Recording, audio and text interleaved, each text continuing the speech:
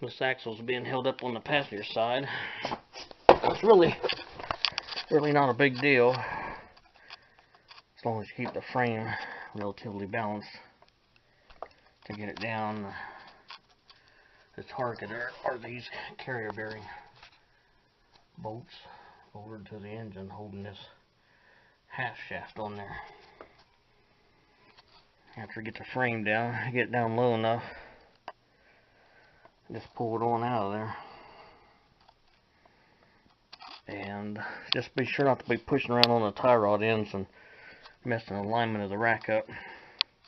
Make sure none of your wires get caught on the way down.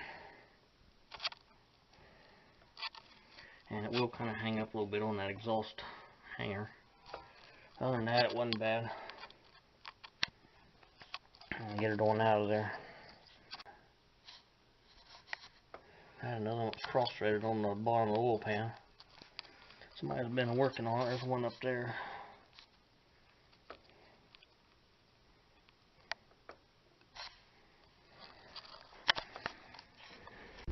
I'm going to go ahead and pull this passenger side half shaft.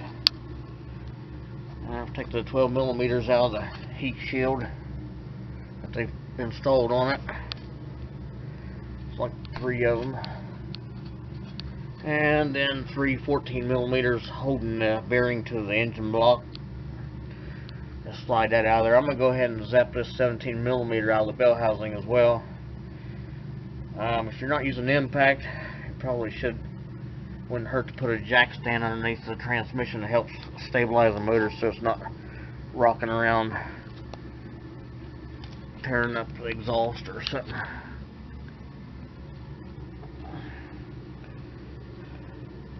That's nice.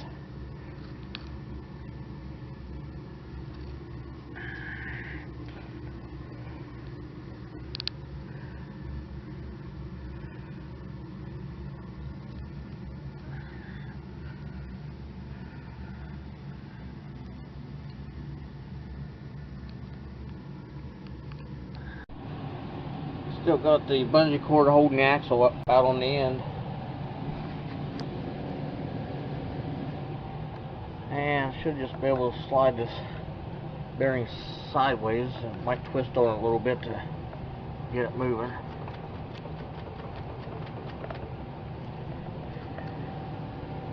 And that's off center of the bolt hose now. Pull it out of this rear end housing.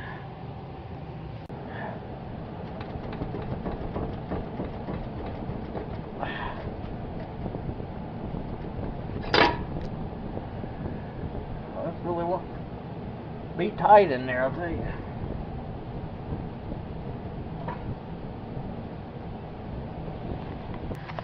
I'm going to go ahead and zap this bell housing bolt. And it should have a 17 millimeter in the front. It's holding the starter down. That's 3 bolts still left in it. 1 14 and 2 17s. So I'm going to go ahead and put a jack stand underneath the oil pan. Hopefully that'll be enough clearance. And I'll put a jack underneath the transmission and start working on the transmission mount up on top. And I'm going to go ahead and take this 17 millimeter out from in front of the starter and the one holding the starter to it.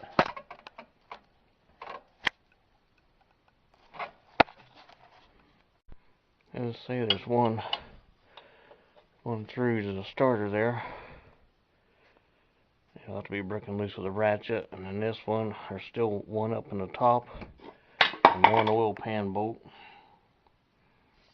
Should hold it together. I've got a jack underneath the transmission. And then I got something ready for the engine to set on. It'll be dropped down about 4 inches, I guess. I'm here to tell you right now, if your starter bolts anything like this one, it'll take you to school. Look out for it.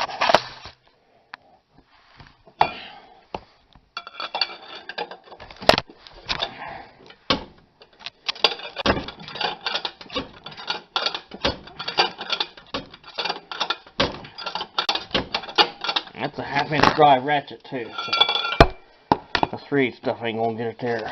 Not without a bunch of time.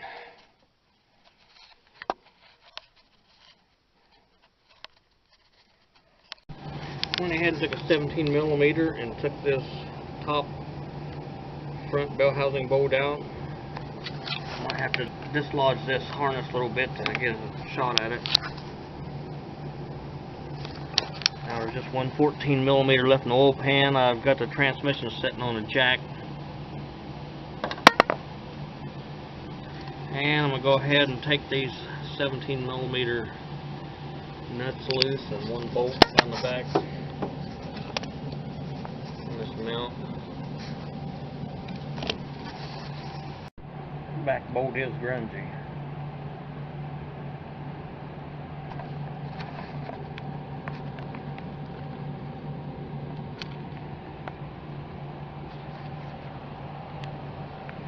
I've got the weight lifted up with the transmission jack. All 3 retainers are off the rear mount. Now I'm going to use the jack down a little bit.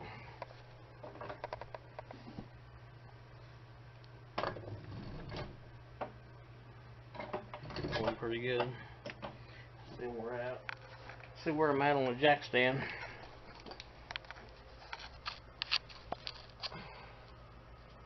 Got a piece to go yet before the motor hits it. Should work out pretty good. Get them studs down below the reinforcement on the body. And if you get bored, you might take that speed sensor out so it don't get broke off. I've sprayed it down a couple times. Penetrating oil is pretty stiff.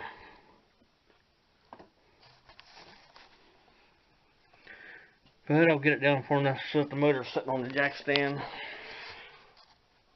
And then start working on the 14mm bolt in the oil pan, still holding the tranny together.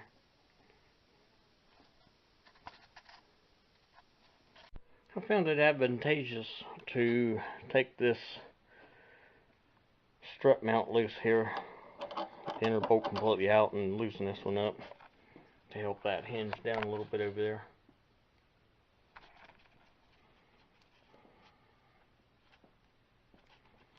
And I've set a piece of 3/4" plywood with a piece of 204 in the front to help support this transmission level. I'm going to slide it back and clear the splines out of the clutch and stuff, then let it down. Should be enough room there to do it.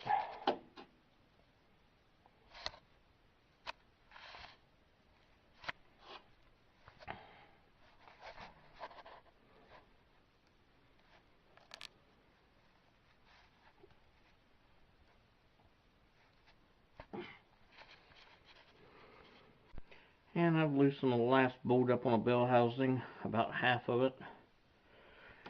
And kind of took a screwdriver and started fishing the bell housing separate from the motor. And I'm going to get a feel for the center of gravity on this transmission by balancing it with one bolt stuck in it and partway off the dowel pins. Just kind of see where I'm at and make sure it ain't going to hit up there anywhere. And it goes back. Those spikes are pretty tall up there on top of that rear mount. I think I need to let some down on this jack sander, get the motor down a little more.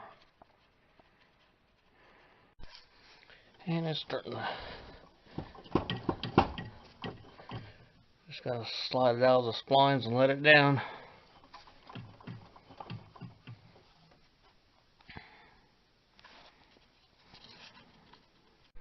It might be advantageous to take that rear mount out up there.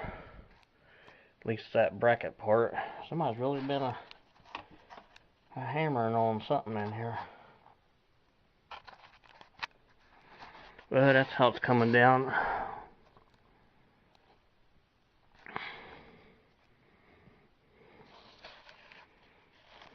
Kind of heavy on the back end a little bit. Can't believe how chewed up that thing is.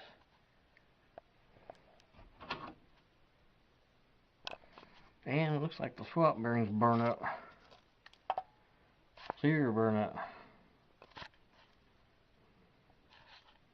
I mean, that sucker is hot, melted, destroyed. I don't know if there's anything else destroyed in there or not. Whoa.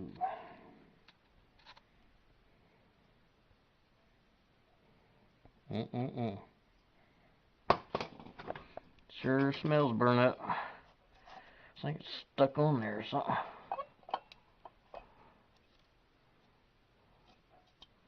Something's melted to it.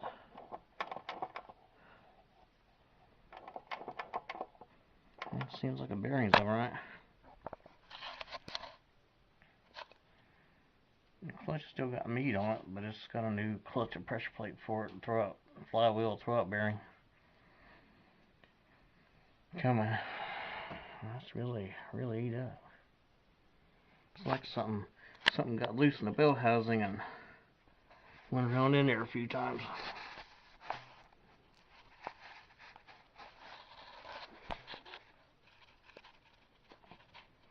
No.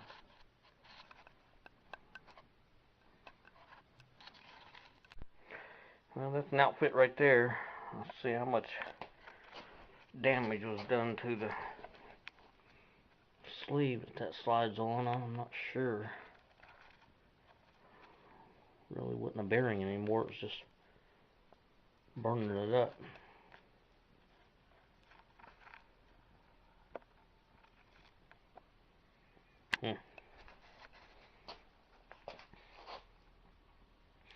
Now I need to put a shift fork in this as well.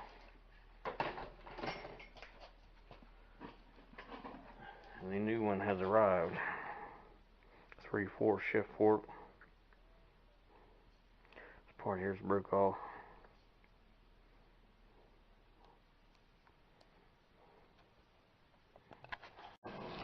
Mouse over the video and hit the circle I to continue to the next part of the video.